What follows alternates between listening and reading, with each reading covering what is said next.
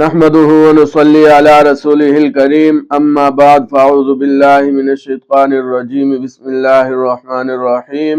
قال الله تعالى في القرآن المجيد والفرقان الحميد والذين هم لفروجهم حافظون إلا على أزواجهم أو ما ملكت أيمانهم فإنهم غير ملومين صدق الله العظيم وصدق رسوله النبي الأمي الكريم ونحن على ذلك لمن الشاهدين والشاكرين والحمد للہ رب العالمین۔ معزز سامعین گرام، اس وقت بہت سارے لوگ اس طرح سوالات کر رہے ہیں کہ ایتھیس لوگ اسلام کے اوپر اعتراض کرتے ہیں کہ اسلام کے اندر لونڈی اور باندی کا تصور پایا جاتا ہے اور ان کے ساتھ بغیر نکاح کے ہم بستری کو جائز قرار دیا جاتا ہے۔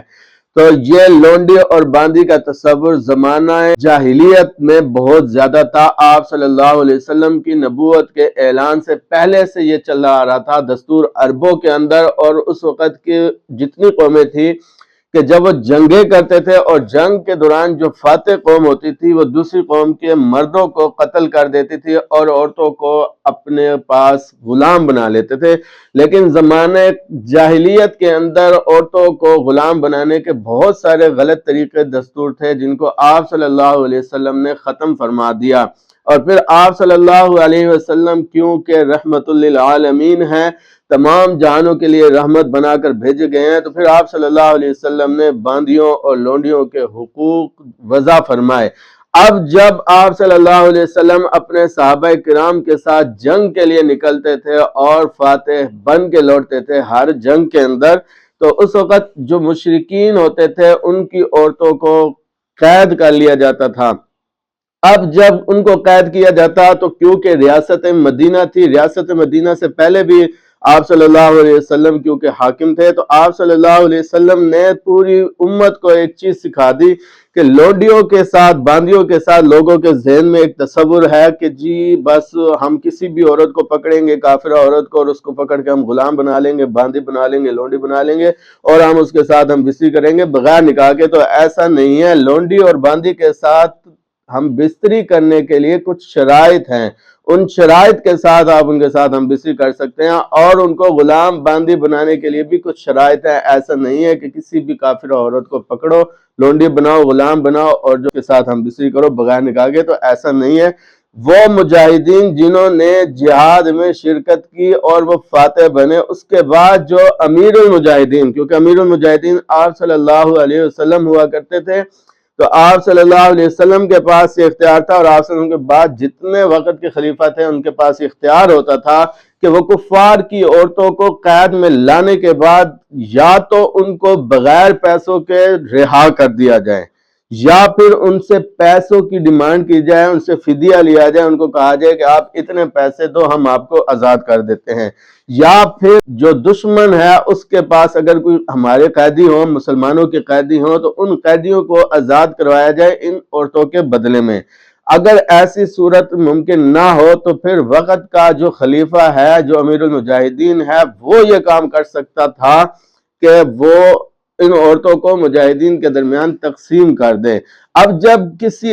مرد کو ایک عورت غلام کے طور پر دے دی جائے تو ایسا ممکن ہی نہیں ہے کہ وہ اس کے ساتھ سیکچول ریلیشن نہ بنائے، تو پھر اسلام نے اس کو اس بات کی اجازت دے دی کہ آپ اس کو اپنے پاس رکھ کر بغیر نکاح کے ہم بستری کر سکتے ہیں۔ اب اس کو اسلام نے اجازت دی ہے اگر وہ آقا اپنی باندی یا لونڈی کے ساتھ ہم بستری کرتا ہے اور اس سے اس کی اولاد پیدا ہو جاتی ہے، تو اس شخص کے مرنے کے بعد وہ خود بخود آزاد ہو جاتی ہے۔ یا پھر اسلام نے مختلف جگہوں پر غلام اور باندیوں کو، لونڈیوں کو آزاد کرنے کے طریقے وضع کیے ہیں کہ اگر انسان نے قسم اٹھا دی اور قسم پوری نہ کی تو اس کا کفارہ کیا ہے، آپ نے باندی کو، لونڈی کو آزاد کرنا ہے۔ اور آج کل کیونکہ لونڈی اور باندیاں نہیں ہوتی تو اس لیے کہا جاتا ہے کہ آپ روزے رکھو اور جو ہے 60 مسکینوں کو کھانا کھلاؤ، لیکن اگر کسی شخص کے پاس غلام اور باندی ہو تو سب سے پہلے کیا ہے، قسم کا کفارہ یہ ہے کہ آپ نے غلام باندھی لونڈی کو آزاد کرنا ہے۔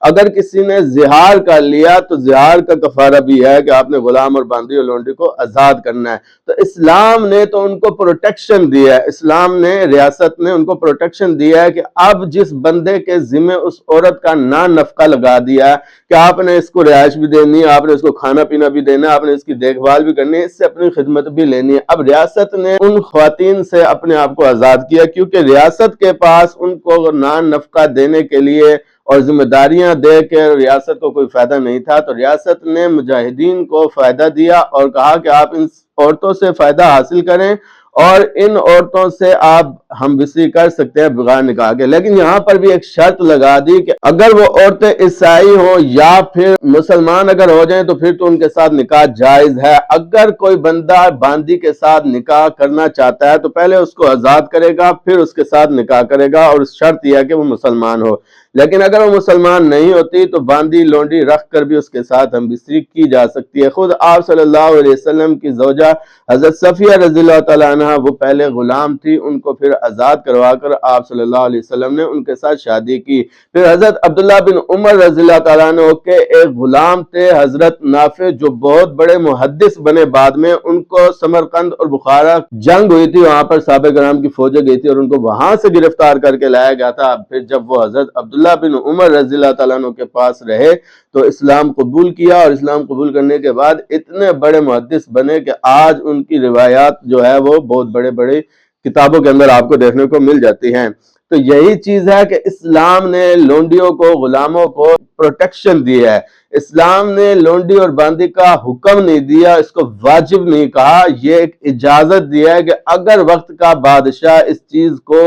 مناسب سمجھے کہ بھائی اگر ہم ان عورتوں کو آزاد کرتے ہیں تو یہ فتنے کا باعث بنے گی، پھر وہ مصلحت کے تحت مجاہدین کے درمیان ان خواتین کو تقسیم کر سکتا ہے۔ آج کے دور میں کیونکہ اقوام متحدہ کے ہاں یہ فیصلہ ہوا ہے، تمام ممالک اس چیز میں شامل ہیں کہ بھائی اگر کسی ملک کی کسی ملک کے ساتھ جنگ ہوگی، کسی قوم کی کسی قوم کے ساتھ جنگ ہوگی تو وہ کسی کی عورت کو غلام نہیں بنائیں گے۔ تو مسلمانوں نے بھی اسی چیز کو، تسلسل کو قائم رکھا ہوا ہے کہ آج دنیا کے اندر آپ کو کہیں پر بھی مسلمان ہو، کوئی بھی قوم ہو، وہ غلام اور باندی لونڈی کا تصور نہیں ہے۔ یہی وجہ آپ دیکھتے ہیں مختلف جگہوں پر جنگیں ہوتی ہیں اور ان جنگوں کے بعد عورتوں کو گرفتار تو کیا جاتا ہے لیکن لونڈی اور باندی نہیں بنایا جاتا۔ یہ ایک معاہدہ ہے۔ اگر اسلام کا یہ حکم ہوتا کہ آپ لونڈی اور باندی بنانا واجب ہے، ضروری ہے، تو پھر ہم اقوام متحدہ کے فیصلے کو نہ مانتے، نہ تسلیم کرتے۔ تو یہی وجہ ہے اسلام نے ان لوگوں کو پروٹیکشن دی ہے، نہ کہ ان کے خلاف کوئی ایسا عمل کیا۔ ہاں غیر مسلم لوگ کیا کرتے ہیں کہ وہ ان کے ہاں تو جو غلام ہو جاتی تھی پہلے زمانے میں، جو لونڈیاں بن جاتی تھی، ان کے ہاں یہ ہوتا تھا وہ پبلک پراپرٹی بنا لیتے تھے۔ لیکن اسلام نے ان کو پروٹیکشن دی کہ جو اس کا آقا ہوگا، اس آقا کے علاوہ کوئی بندہ اس عورت کو ٹچ نہیں کر سکتا، ہاتھ نہیں لگا سکتا، چھو نہیں سکتا، دیکھ نہیں سکتا۔ اگر وہ آقا کو عورت پسند نہیں، وہ اس کے ساتھ خود جو ہے سیکچول ریلیشن نہیں رکھتا، وہ کسی اور انسان کے ساتھ اس کی شادی کروا دیتا ہے، تو پھر اس آقا کے لیے بھی جائز نہیں کہ وہ اس عورت کو اس لونڈی کے ساتھ کوئی ایسا تعلق قائم کرے۔ پھر وہ صرف اپنے شوہر کے ساتھ یہ تعلق قائم کر سکتی ہے۔ جبکہ کفار اور اسلام، کافر اور اسلام کے مسلمان کے درمیان فرق یہی ہے کہ مسلمانوں نے، اسلام نے اس عورت کو پروٹیکشن دے دی کہ آپ صرف ایک مرد کے ساتھ جو ہے آپ یہ تعلق قائم کر سکتے ہیں، لیکن کافروں نے کیا کیا؟ انہوں نے پبلک پراپرٹی بنایا ان عورتوں کو جو عورتیں گرفتار ہوتی تھی، جو عورتیں قید ہوتی تھی۔ تو اسلام کا ایک سنہرا چہرہ ہے جس کو مان لینا چاہیے۔ بھائی اسلام نے بہت سارے لوگوں کو حقوق جو ہے ان کو متعارف کروایا، اور پوری دنیا کے اندر اگر پوری دنیا میں اسلامی نظام ہو تو آپ دیکھیں کہ کوئی انسان کسی کافر کو، کسی اقلیت کو کوئی ظلم نہیں کر سکتا، اس کے اوپر جبر نہیں کر سکتا۔ وآخر دعوانا ان الحمدللہ رب العالمین۔